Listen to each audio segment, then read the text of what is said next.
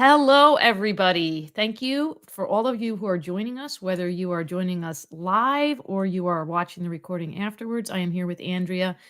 I'm excited to have her share with you some words of wisdom about her life and about her purpose and talk to you about living into your purpose because we are all made with purpose. And when we embrace that awareness and dig into it, we're able to do remarkable things with the gifts that we have. So, with that, Andrea, why don't you introduce yourself? Tell everybody a little bit about what you do, and then we'll dig right into our discussion.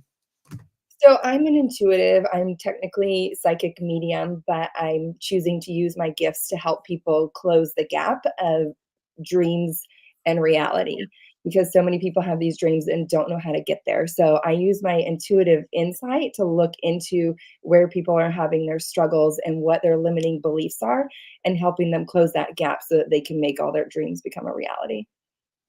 Yeah, and I think so prior to hopping on the call, and I'll just share briefly with our audience, right? We started to talk a little bit about the whole idea of purpose and how you and I both connect on the idea that we want everybody to recognize you were made with purpose and you can live into that purpose, and it's important for you to embrace that. And you've got a powerful story, and I think you can share bits and pieces of that. I mean, depending on where you go, all of it has this tremendous kind of meaning behind why you do what you do Yeah. and why all of us can take the struggles that we've had and do incredible things with them. What has made you feel so passionate about, like you were talking about, really helping people understand you have a purpose and actually seeing what your purpose is can be a little clearer than we sometimes think it can be. And you started to talk about that beforehand. And I think that would be great for you to talk to folks about in terms of identifying what your purpose is and living forward with it. Yeah, we were talking about how some people struggle with what is my purpose and they just rack their brains trying to figure it out. And it's really not that difficult. They make it so much harder than it has to be.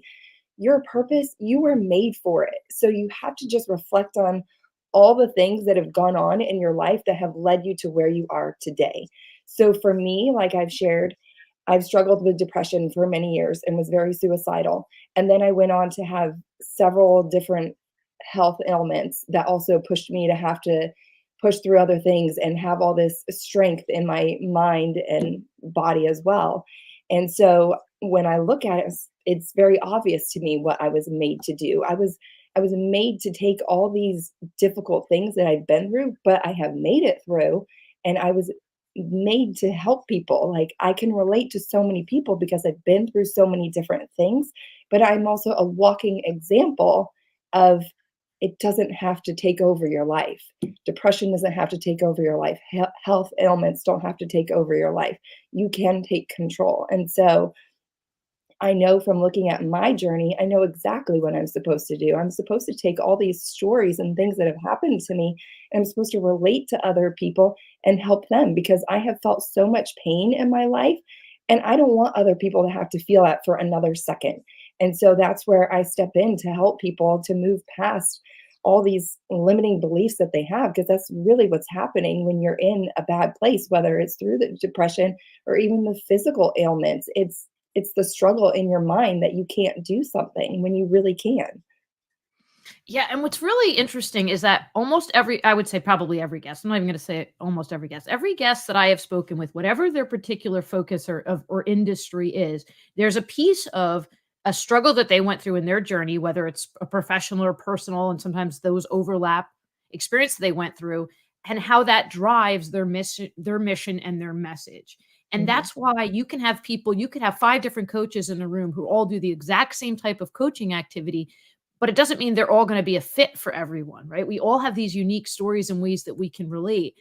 And you're talking about anxiety and depression, and I've struggled with anxiety and depression, and that's a big part of my story and why I do what I do and how I do what I do. Because when you've been in that dark place and you know what it's like to feel devoid of any sense of understanding of what your bigger purpose is, it's a very hopeless type of feeling. When you've been in that place and you know that you can be there and get out of it and that there's power in that, you can speak that into people in a whole other way, right? And you Mhm. talked about you've been trying to kind of hone your message, and I think a lot of us are doing that on a regular basis because the more conversations we have with people, the more we see different pieces of ourselves and we understand things. What made you, so, you went through these very dark times.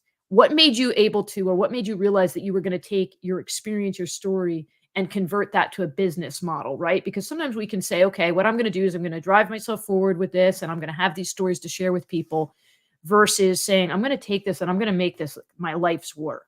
What was maybe, was there a specific thing that made you feel strongly about that? Well, also because I'm intuitive and able to see things that other people can't do, I knew that was a very unique gift that not everybody has. And I also know that, like we've talked about, right, not wanting people to struggle. Well, who can help somebody? But I'm not saying I'm the best, but I'm just saying with these abilities, who can help you better than somebody that can see things that you can't even see in yourself? And so when like I said, you looking at your whole purpose, looking at what you were made for, when I look at all these things of who I am as a person, intuitive, as well as like somebody that's walked through this journey of the pain and depression and all that, when I put those two things together, it's like, what can I do? Because I have that burning desire to help people. And because if you've ever been severely depressed, you know that it's not a place you want to be, and it's not a place you want anybody else to be. Like, it breaks my heart when I hear of stories of people that didn't make it. It's like, if I would have gotten to them sooner, right? Or if their family would have known how to deal with this. Like, it's just, it's such a big thing in today's society, right? Everybody is feeling not good enough. It's so competitive.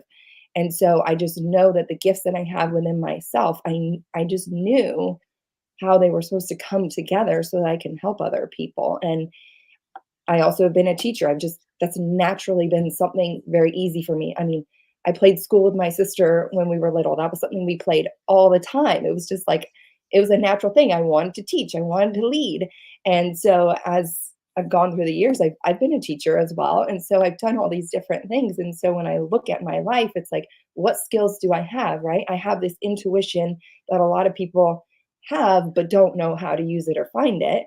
And then I have the life experience and then this natural innate teacher ability within me. And so you look at the things about yourself, and I just realized, like, I have too much greatness in me to not try to turn this into a business model and help people. And I've helped people on large scales with, $60 million deals, or just somebody that's just trying to figure out their life. Like, something's going on in my marriage and my work, and I don't really know what it is. And so it's like, okay, let me dissect you a little bit and help you get on the right path. So What I power statement there when you said too much greatness in me for me to not do this, right? And I think I know I speak on both of our behalves when I say, like, that's the message, right? That we really want to drive home to every person who's watching this or listening to this, however they're consuming this content.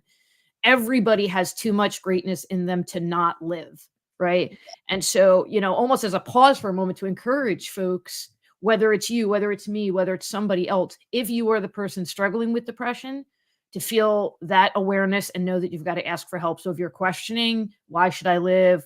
What is my purpose, right? You do have one, ask for help. If you're feeling that, that is not truth. The truth is that you have greatness. And so find somebody who's going to help you find that greatness. And for those of us who are maybe have a family member, if you don't feel that you're kind of have the right gifts or mindset to be able to guide that person, it's okay to say, hey, my child is struggling and I don't know as their parent what's the best thing to do. And then for all of us to reach out and just keep delivering that message. Like, that's just a great statement. I'm too great. I have too much greatness in me to not do this. well, And and I think, yeah, go ahead. no, and I love that because so many people don't realize what their greatness is. So that's part of what I do too, is helping you figure out what your greatness is, right? Because you can look at me and be like, well, she has all these great things about her. Well, you do too. Like, I can't do it all.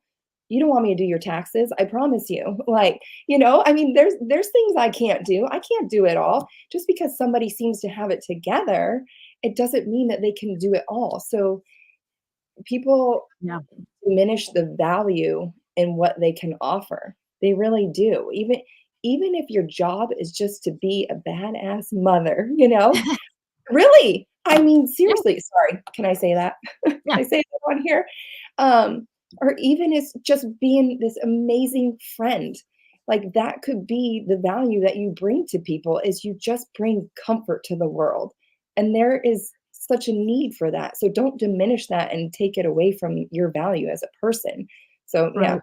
I love Yeah, that. absolutely. Yeah, I mean, as a foundation, right? That's what the first statement everybody needs to say. I have greatness in me, period. We could get to the details and logistics, and that's why folks like you, like me, some other people, right, come in to help work through the honing in on that, creating the plan. But the baseline is everybody should be saying, I have greatness in me. And then we Mhm. work through that. Now, you talk about you were at this low point and now you're at this point, right? Where you're saying statements like that, because that's a big difference. I mean, at the core of depression, although, to be honest, sometimes you can be in the core of depression and know you have greatness in you. You just can't handle the feeling. I mean, depression is just there's a lot of different things that are taking place chemically in your body and messages from whatever experiences you've had that drive that. So sometimes you can recognize the greatness. Go ahead. I have to talk about that then for a second too, because one of the biggest things I learned to come out of that was that you are in charge of the emotion that you attach to the event. And a lot of people, you probably have heard that a million times and you may know that, but a lot of people don't know that and don't recognize that. But also, like you're saying, the chemical imbalances in the body, those also come from our brain. Those also come from our thought patterns. And so that was absolutely hands down the biggest thing for me. I spent a lot of years in therapy when I was younger and took all the drugs that they, gave me to try to balance out my brain, and none of it did anything. Nothing at all. I mean, I don't even know how many years I spent trying to get well with, talk therapy and the drugs and all that, and it wasn't until I did the cognitive behavioral therapy where they come at you and I mean, they really do come at you with whatever your limiting belief is. Like, if you're like, "I'm not pretty," they're like, "Yeah, you're not pretty." And then you have to squash that belief, and so they come at you with all your limiting beliefs, and you have to squash them and rise above it, and that was absolutely by far the biggest game changer for me in depression. Yeah, taking charge of that. So, because it's interesting, that was kind of the question I was going to ask. So you answered it, beforehand. Is the, what is the turning point? And I think you can also probably pinpoint some different experiences, things that people said to you that were certainly contributing to that. But you're right, it's taking ownership of it. And I think it's not necessarily because sometimes there's an inclination when we're going through depression. And what I realize now looking back at my childhood when I experienced it, and we've come a long way in terms of mental health awareness. So I don't mean this as critical to the people in my past, but I think there was kind of this like, you're super sensitive. And so it was almost like, okay, well, I've got to figure out how to be super sensitive. Well, I couldn't figure that out because that's who I am. I'm always going to be. So what I had to really realize is, okay, there's going to be this vulnerability about me, right? This like hermit crab without the shell kind of, I feel all those things. So what I had to do was learn to control them and try to push them forward, right? So if I'm going to feel that rawness, I'm going to use that to pour out my emotions and my feelings in a really positive way into others and into myself. And it sounds like that's what you're saying. You're going, okay, I'm aware of what's taking place here, and I'm going to own that conversation.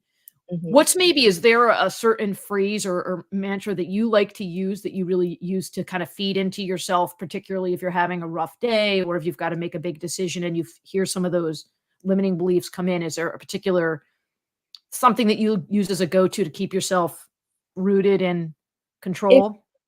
if I start to have something very specific that I'm struggling with, I like to write it out, and then I like to write 3 things below it that make it invalid. So Mm.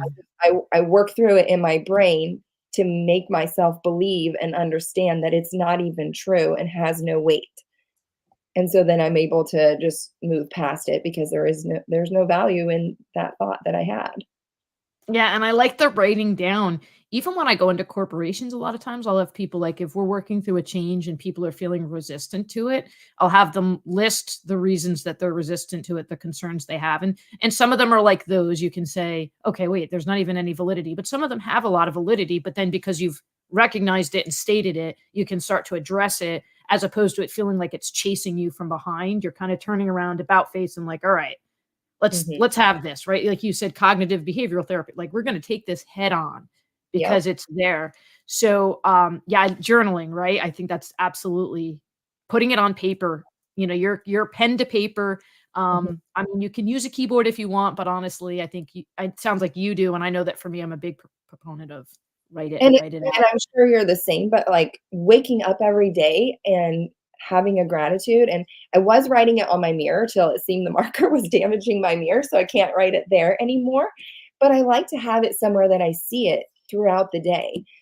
So I like to write a gratitude in the morning, but then at the end of the day, I like to write a miracle of the day, something that happened that was miraculous, but it doesn't when people think miraculous, they think it has to be, like, big and extraordinary. It doesn't. It has to be something that's like, "Wow, that was a miracle," because it just helps you to see this bliss in life so that you stay in that more positive mindset. So then when those things, like you're saying, come in that are maybe gonna hold you back a little bit or put you in a little bit of a funk, you can quickly snap back out of it, especially if you're in that flow of having gratitude every day. It's like, this really isn't that big of a thing. It's really Right, not. yeah, gratitude, for sure, gratitude and recognition of the gifts that we have. I mean, words of affirmation to ourselves don't have to be like you noted, they don't have to be, "I am the best blank that ever walked the earth." Yeah, We have value in just being, we have excellence, we have greatness, and so feeding those into ourselves regularly, regardless of the circumstances, and then recognizing things that are potentially simple, right? Like I took a really pretty picture the other day, right? You some of those things that might seem like, "Oh, why am I even noting that?" But it's important. It's part of yeah, the value that we bring to the world. mhm. How was there anybody in your life that you have modeled some of your stuff after, or do you find it like a lot of your stuff is self-driven, or was there a combination? Was there anybody that influenced the way that you approach your own mindset and the way that you help others? I love that question. Um, I would honestly say a lot of it is self-driven for sure, Okay. but I've watched people speak, on stages and just have the confidence, and somebody like Tony Robbins is somebody I was like, "Wow, like, I wanna be that person one day." Like, I wanna be up there on that stage, and I wanna be motivating people to live a better life and live a happier life and feel fulfilled and purpose in this world, and so, I mean, I'm not gonna say Tony Robbins is my man and, like, he's but just watching even my mom used to watch Oprah all the time growing up, so Oprah was always on. So, just having those people that were confident enough to speak out about kind of anything and everything, it was like, "Okay, like, I can be comfortable in my skin, like, there's a place in this world and people will listen to you." So but it's mostly been self-driven, I think, because of all the difficult things that I've had to go through. It's like, if I wanted to survive, I had to just be strong, and I had to push through, and I had to find a way, and so I'm not saying that, oh, I was naturally just this strong person, but I've always been an analytical person and I think a lot. And so I've definitely always been someone that was like, find a solution, find a solution. Um, like the depression I went through, where it was the second time around and I was in this abusive relationship.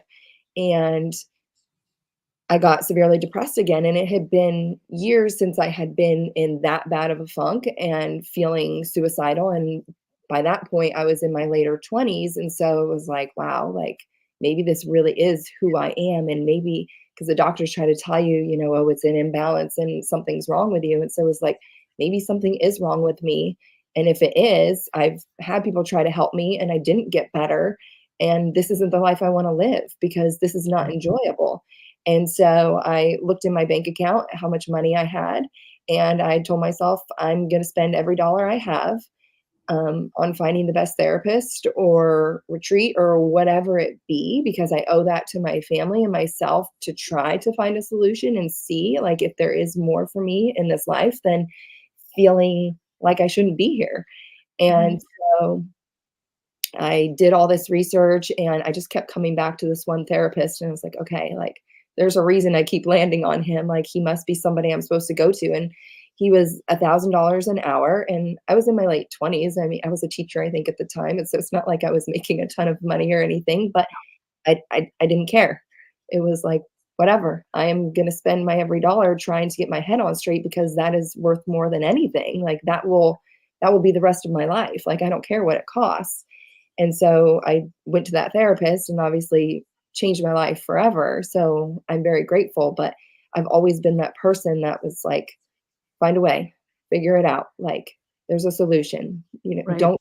Don't do this alone. Like, if you don't have the answer, there's nothing wrong with you. That's okay. Find somebody that does.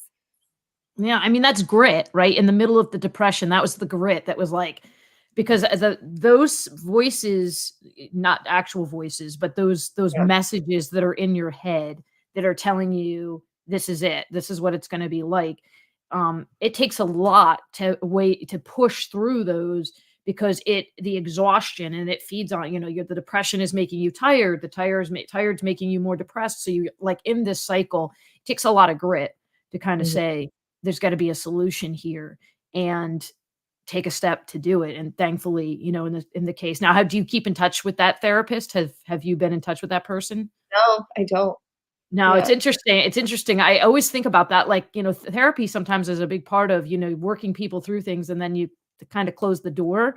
Sometimes you get in touch with them, but I'm sure that they would be ecstatic to see the fact that you're taking what you used, what was your suffering and your struggle, and now turning it into something that you can use to promote happiness and well being in other people. Now, you talked a little bit about how you're working through your business model, and I would say business model in the sense of like how you want to focus so that you can deliver the most effective results and Mm, be able to touch people in the way that you're best able to do that. What mhm. is maybe part of that? Can you talk a little bit about that journey and what you're sorting through and where you're starting to see clarity as being your focus? It's hard because what I do is so broad, and it's Okay. broad, but it's not. So, my intuitive abilities can help people in all areas of their life, but as far as it goes with marketing, it's always best to keep it super narrow Mm, is what I'm learning. So, even though I can help people in their businesses and in their love life or just their regular life, it's like those are actually 3 very different avenues for people. And so I'm realizing I have to narrow it down to just one. So I that's am tough. gonna do yeah, so I'm gonna do some advertising and try to figure out what is most desired for people from me Right. and figure out which way to go just because I can touch people in different ways, but I think I'll be more impactful if I narrow it down and Sure. start doing that. And I know you've heard and I've talked about before that the ultimate goal was to have this TV show, and I definitely dream of having a show one day where I'm able to have guests come on that are, maybe a cognitive behavioral therapist and other coaches and people that come on and just share their journey of what they've been through so that people can hear those stories because I feel like people need to hear more about people's struggles because a lot of Right. people on social media, we're not watching that. For the most part, we're watching people paint a pretty picture every day. And Mm, I think people need to see the reality of people's struggles and how they got through it and got to the other side because otherwise it's like you're going to have more depression in this world. I think if we keep living in this place of everything's fine, everything's great, like because it's not. I mean, right. there's times where it's really really hard. Um, so I want to have a show where we display that as well as using my own intuitive abilities to have people come on and help them have those aha moments and get the clarity that they need to move forward. Yeah, what you're talking about in terms of people sharing their struggles, and I think we're in a opportune time from that in terms of people being receptive to that because I do think that though social media right now is saturated because there's a lot of people on it. So there's a lot of content. And so even when you've kind of mastered the algorithm, sometimes you can feel buried, right? It's really tough. It And is. you're like, "Oh, I know if I could just get people to see this," right? And so you have to figure things out in order to get that message in. But once people can get to that, you're right. People are drawn to knowing that. I mean, I feel like I'm fairly transparent about the fact that I've had all of these different struggles and my insecurities and things like that. But you still don't generally, every time you go on, talk about all that stuff because you've Mhm. also got really positive messages that you Yeah. want to deliver. And so I'll still, on occasion, be talking to somebody and I will understand from their conversation that they maybe don't understand the path that I've taken or the fact that I'm still struggling with things, right? They'll not in a negative way, but you can tell from what they're saying or asking that they think that things are, things were kind of smooth sailing and I got here and had these different opportunities. And so when you share with them well, actually, no, and actually, I just cried last week because I was exhausted.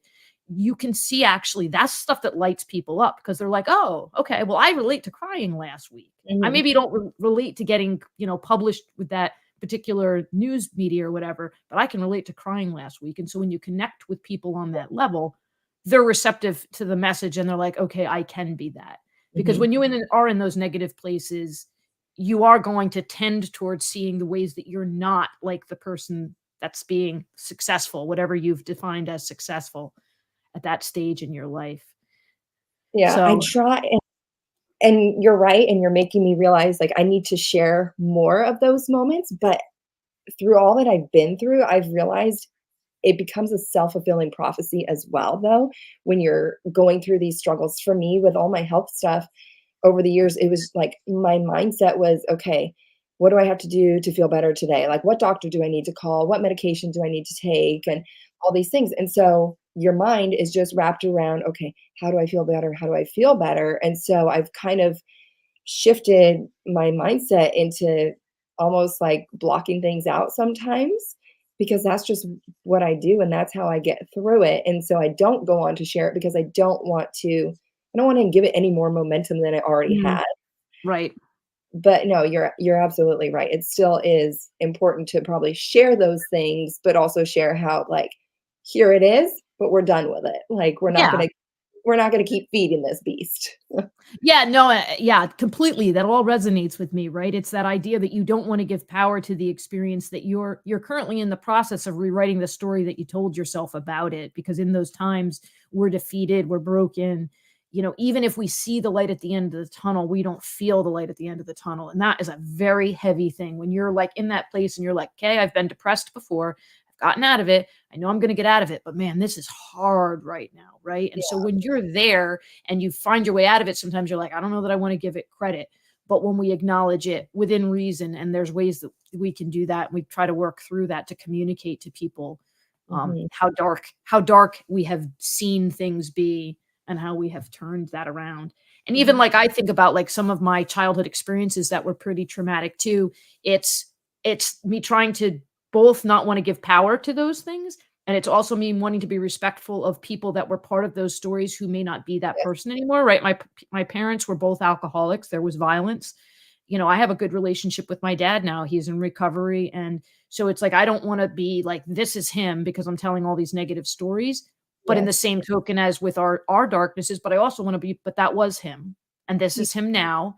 And people are a dichotomy or multichotomy of all of these different parts Absolutely. and recognizing that you can have even done really bad things Yeah. and you can go on to live a really good life and Mhm. have a really good and positive impact. And that's the story that we tell by sharing those really difficult experiences, your health struggles. I mean, I remember hearing you say, the recognition, I belong here. Yeah. Right. I mean, if we can just get everybody to say that to themselves every day, I belong here. Forget anything else. Right? Or like you were saying, I have greatness in me. Yes. Yeah. I love that you're feeding that into people.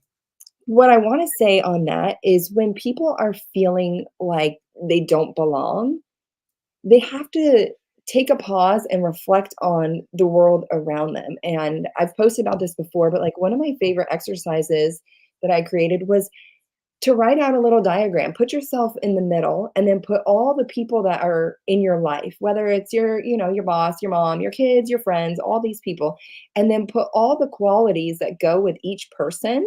Write it out. Like, what do you think of each person? What are their main qualities, right? Are they strong? Are they, they're kind of manipulative or whatever it be, right? Because then when you look at this paper, you're looking at your world. You're looking at what you're surrounding yourself with because if you're not feeling like you belong or somebody's making you feel that way. And I know, like Mm, I said, it's on you to change the emotion, which it is. It's on you to change how you feel and take somebody in. But, there are people that the way they talk, it's not nice. It's not conducive to positive thinking, right? And so even though you can constantly be shifting like, okay, she just said this to me, it's not real nice, but I'm going to just see it this way. Like that's a lot of work to have to always do that. So that might be somebody you need to extract from your life. So I really like to just look at a diagram of all the qualities that you're inviting into your life. Yeah, that's powerful, and it's hard when you do that because sometimes the people that you don't necessarily wanna let go of because there's some other benefit. Sometimes it's enablement, right? Maybe you're at a for some reason, because really we tend to stay in places where there is some benefit to us. So even like sometimes we're in a state of mild sadness. I won't say like dark depression, but Yeah, and we're kind of like we know, oh, if I get up out of the bed and I go outside, the sunlight's going to shine on me and I'm going to feel better. We know that, right? So mhm, again, discounting when we're in severe depression state, and sometimes it's harder to think like that, and sometimes you're like, I just want to be lazy in bed right now, right? So we're not changing our circumstance because we're like, I don't really want the circumstance to change because it's much easier right now for me to just be like, hey, I'm comfy, I'm cozy. yeah, So there is a level of discomfort we have to go through to get to the level of better. And that's tough. And that's why it's important to, as you noted, surround yourself with people who are going to help you say, get out of bed. yeah, Like, because you're gonna have those days. I'm sure you've had those days. I like to think I'm a mentally healthy person, but there are definitely days where I'm like, "Oh, this fetal position feels really nice right now, so I am just gonna stay curled up right here." and And that's okay though, right? It's yeah, okay to have agreed, those agreed. those mental health days where you're like, "You know what? Right. My body just needs a break today." Like, It does. okay, It like, some does. I totally hear you because there are just days where I just wanna, like, lay on the couch and not do much, and I'm like, "You know what? I haven't done this and I don't even know how long, and Right. maybe this is just my mind and my body saying, 'Just chill,'" you know? Yeah, I'm Just glad you said that because 'cause you're right. I don't wanna miscommunicate because 'cause you're right. It is important for us to give ourselves those moments as well, yeah, and that, like and consider productivity being rejuvenating our body, because if you go, yes, go, go, go, go, then you're gonna burn out, and then productivity is 0, right? So, like, exactly, yes, sit and rejuvenate and refresh yourself in every way. So you're absolutely right. There is a component of it that we have to, and it's the balancing and the weighing of it. And discover and find yourself out, right? You were talking too about people understanding their purpose, and I think people understanding themselves in general. What mhm, works for me may not work for you. We ask that question a lot of times, like, mountains or ocean, and mhm, I'm like, well, I'm both. But at the same time, the fact is, like, we do have preferences of what's going to bring us peace and what's going to bring us calm. And so you need to make sure that when you're engaging with people, whether it's through therapy or something else, that you are being open about, like, that doesn't feel right for me. Can we talk about other options to be active and a participant in your recovery and your healing? Because ultimately, nobody's going to hand you your perfect solution without input from you. absolutely, yeah, I mean, that reminds me of just, like, the work that I do with people, it's catered to that person. If I create a meditation for somebody, it's for that person because it's what I think that that person needs, and because everybody is so unique and so different that we all do need very different methods. Yeah, I have a funny story that I told once before talking to Melissa, I think. I, um, I was in therapy, I'm gonna say it was in my 20s, and I had been with a therapist for a while, but, like, certain things will come up, and for whatever the case is, I was talking about something that had been particularly traumatic for me, and I had never shared it with her before, and it's your therapist, so you're thinking like, "Okay, this is calm." Well, she got what I call the deer in a headlight expression after I said it, which is, like, not the result you want when you've just Yeah, shared something, right? you're You like, want the therapist to "Ooh." be like, "Oh, okay, we're good," or "I've experienced that before," or "This is the solution," and I mean, now in hindsight as an adult, I'm able to kinda look back and be like, "Okay," she may have been a look on her face of, like, surprise because I was sharing so openly because I had hidden it before. I don't Yeah, really know what the case was, but in that moment, I was just like, that's not the feedback that I was looking for at this particular moment." And that ties in with the fact that really that therapist had been with me for a chunk of my life. That wasn't the moment when I decided, but I did need to eventually move to somebody else. I had reached a different period, a different set of circumstances, and I did need to move on to somebody else for guidance with what I needed to do next at that point in my life. And so I think that is the thing, right? We need to be aware of it. We need to make sure that the person is helping us have personalized results and not just reading things out of a book that are, the checklist that applies to everybody. Some of that is valid, but we also want to make sure that we're being heard and we're being seen. Before we sign off, we went past 30 minutes, which is fine because I have found that that's been happening because I love these conversations. First yeah, off, somebody, at least one person, like I'm 100% confident of this, at least one person will have watched this, right? and have taken something that's going to change the way that they perceive themselves or the world in a positive way. So if that's all we've done, great. But We at did the it. same time, yeah, like I just love hearing people's stories and how people maneuver through things. It lights something up inside of me because it's, we're talking about the greatness and the excellence inside of people, right? And we have that. And when we have these conversations, we share it with each other.